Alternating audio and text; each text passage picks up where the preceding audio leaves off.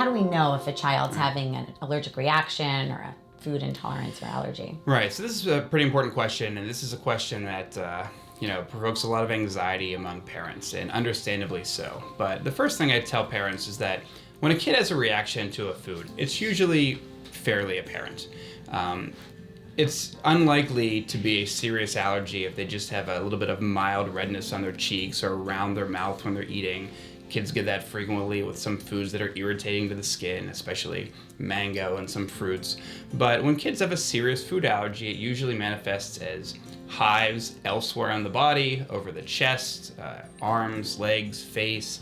And then you can have more serious reactions. Kids can vomit, they can have diarrhea, they can have swelling of the mouth, coughing, or respiratory symptoms, and it's important to look for those.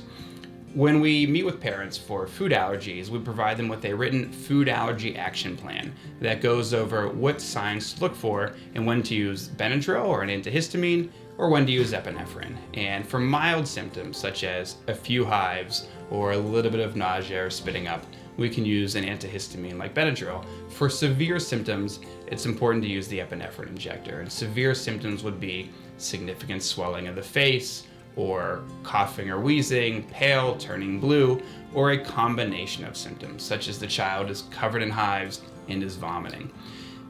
A lot of kids have food allergies, and the numbers of very bad outcomes are very uncommon. But it's important to know how to use epinephrine injectable, the epinephrine injector that your doctor gives you, and then use it quickly and have it ready. So would you say it's kind of better to have a safe than sorry approach? If you think your child needs the EpiPen, you'd give it? Exactly. So that's exactly what I tell parents. I always say, if it's Saturday night, it's 8 o'clock, you're not sure what to do, just use it. Nothing bad is going to happen to the child if you used it and you didn't really need to use it, or you use it a little in advance or preemptively. It's also important to remember that if the child is sick enough to need epinephrine, they have to be seen in the emergency room.